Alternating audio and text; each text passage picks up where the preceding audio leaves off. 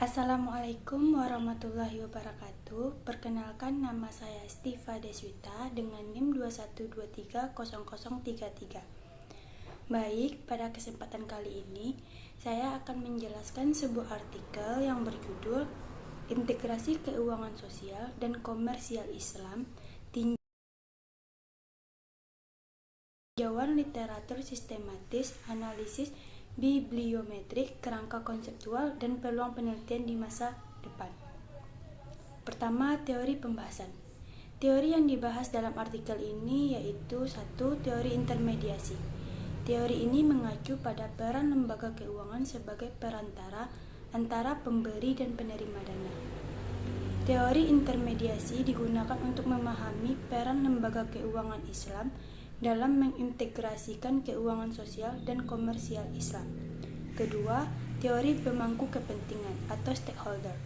Teori ini menekankan pentingnya melibatkan berbagai pihak yang memiliki kepentingan dalam proses pengambilan keputusan.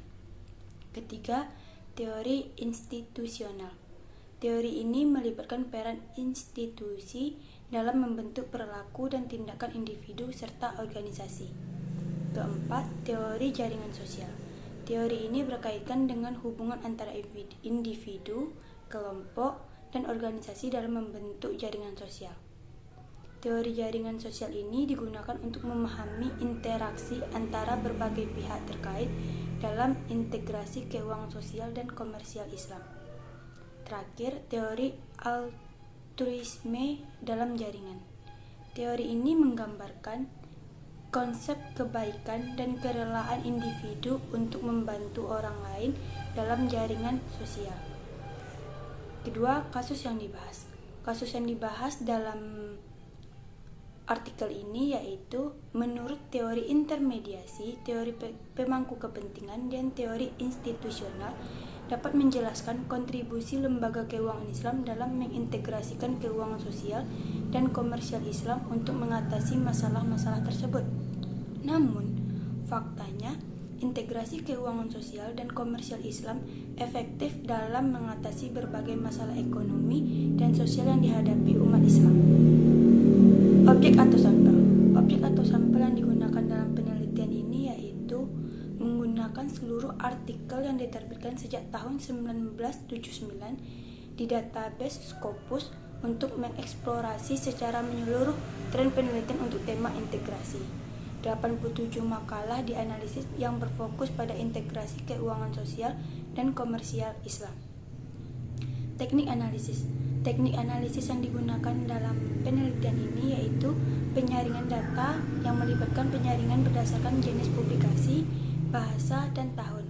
Kedua, sistematis literatur review.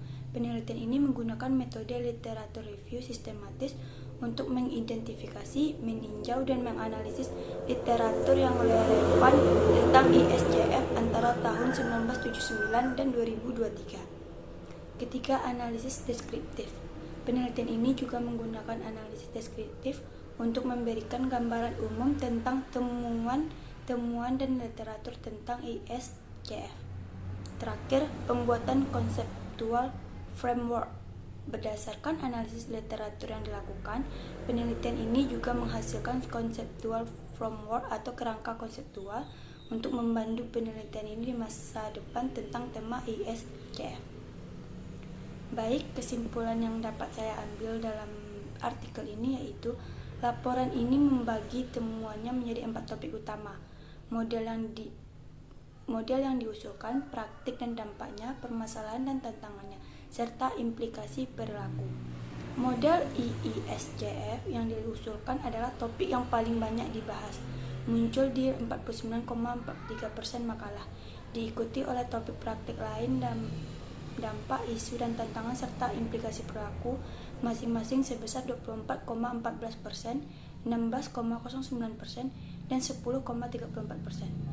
Pengembangan aset wakaf dan kewirausahaan merupakan 2 subtopik dominan yang dibahas dalam topik modal yang diusulkan, sehingga menunjukkan tujuan penting integrasi untuk mencapai keberlanjutan dan kesejahteraan umat yang lebih luas. Salah satu temuan penting dari studi ini adalah bahwa model IISJF yang secara eksplisit melibatkan peran perbankan memerlukan eksplorasi lebih lanjut. Baik, sekian, terima kasih. Hanya itu yang dapat saya sampaikan. Jika ada salah mohon dimaafkan. Saya tutupi. Assalamualaikum warahmatullahi wabarakatuh. Bye-bye.